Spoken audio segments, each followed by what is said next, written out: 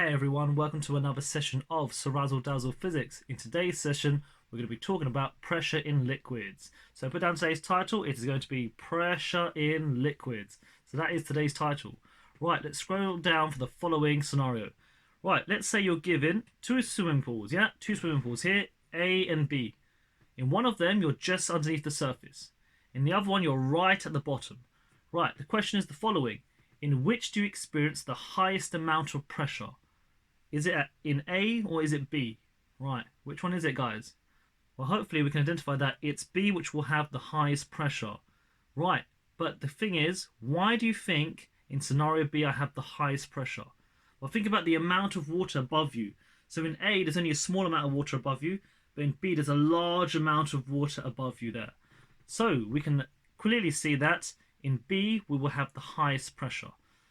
So there's a relationship between the height. So we're going to say h is the depth. So we're going to define h as the depth. So let's say h is equal to the depth. So how far below I am in that swimming pool, that is going to be the depth here. So the further down I go, obviously we can see that the pressure increases.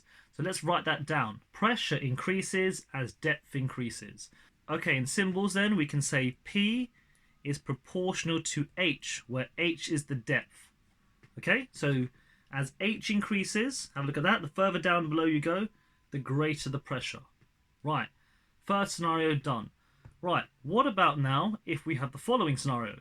Let's say now, guys, we have the same swimming pool, but this time you're at the same distance below. So you're right at the same position. So you're at the bottom of both of them.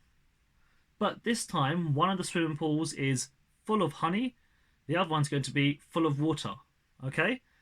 So, in which scenario will you experience the greatest pressure? So now look, you're at the same depth now, but there's different densities. So it's something about the density. Right, hopefully we can identify that. It's going to be honey. This one will have the highest pressure. Why? What's the reason behind it? It's because the honey is more dense than water. So we know that if the density is larger, therefore the pressure will be higher. So we can say the following statement. As the density of the liquid increases, the pressure increases. So let's put down a relationship now. We can say that P is proportional to rho, where rho is the density of the liquid. So this symbol over here, this means density. Don't get confused. One is P, one is rho. This one is density of the liquid. Wonderful. So we've got two phrases now. Yeah. So the top one is going to be as h increases, the pressure increases. Yeah. And the one over here, as the density increases, the pressure also increases. So we've got two things now that we've learned about pressure in liquids. There's one more thing now. This is the one we're going to look at. So it's going to be pressure versus the strength of gravity. So let's say right now we have the swimming pool now. Same swimming pool in both. It's made of the same density and it's at the same depth. So you're in the swimming pool now. It's the same type of liquid and you're at the same depth now. But the difference is that you are now going to be placed one on Earth and one on the moon. Okay, so we ask ourselves the same question. In which scenario will you experience the greatest amount of pressure? The swimming pool on Earth or the swimming pool on the moon? Okay, so which one is it? Well, hopefully we can identify that the obvious difference between both these scenarios is going to be the strength of gravity. So gravity is different on both these places here. So gravity is different. So obviously the gravitational field G on Earth is going to be greater than the gravity on the moon. So that symbol means greater than. So the gravity on Earth is greater than the gravity of the moon. So which one is it? It's going to be this one. This one will have the highest pressure. The reason why is because gravity will be higher. So the gravity will be higher here. So we can put down the following statement. As the strength of gravity increases, the pressure increases. And we can put down the next relationship. The pressure is proportional to gravity. Okay, so we've got three relationships now. So number one, going back to the top, quick recap. As you go further down, as h increases, the pressure increases. So the further you are below, the depth increases, the pressure increases. Scenario number two, it's going to be as the density of the liquid increases, the pressure also increases. Scenario number three, it's going to be as gravity increases, the pressure increases as well. So there are three factors which are affecting the amount of pressure. So let's look at them all together. So We know that we have pressure is proportional to depth, pressure is proportional to density of the liquid, and pressure is proportional to the strength of gravity. We can combine these all together into a new equation. It's going to be given to you, so you're not required to remember it. Pressure is equal to density times by gravitational field strength times by the depth. In symbols then, we know that P is equal to the density, look at the symbol, not the same P, times by G times by H. Okay?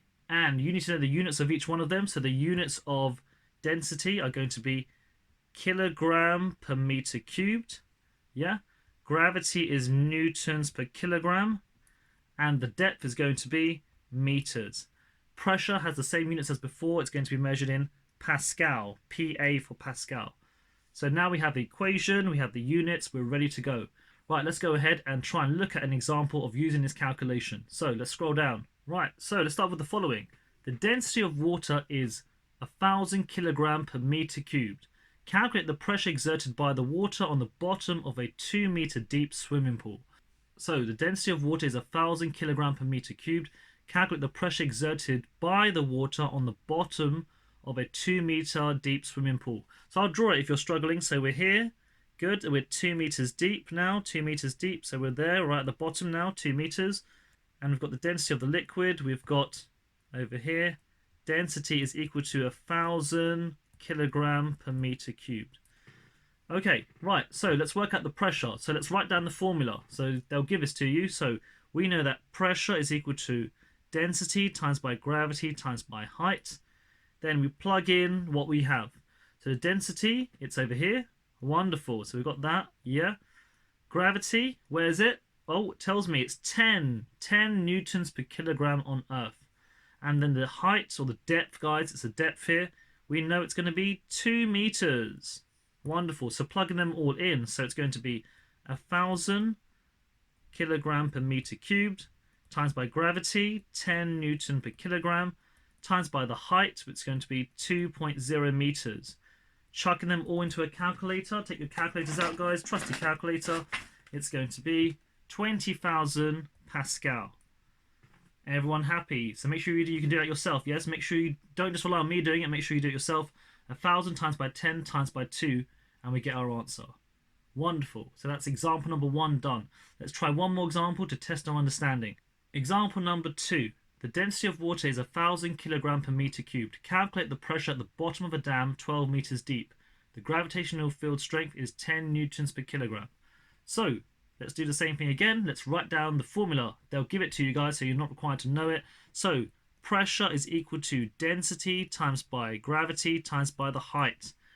The pressure we're going to work out now. So what is the density? Exam technique, highlight. There we go. So it's going to be 1,000. There we go, kilogram per meter cubed times by the strength of gravity. It's going to be 10. Yeah, times by the height. What's the height going to be? Well, not the height, the depth.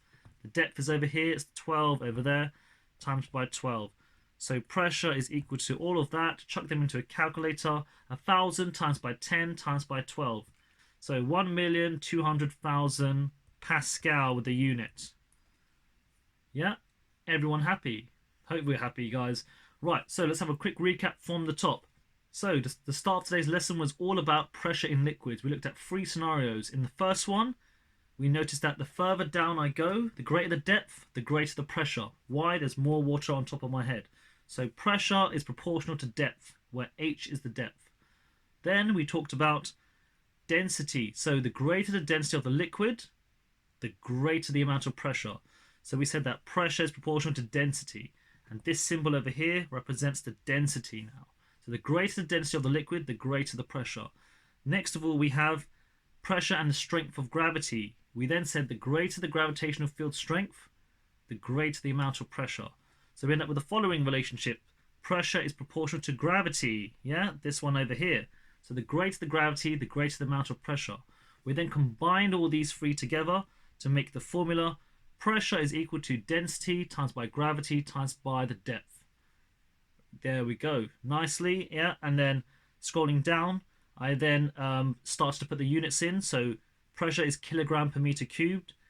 Gravity is newtons per kilogram. the depth is in meters, and the pressure is still in Pascal. So the pressure is still in Pascal.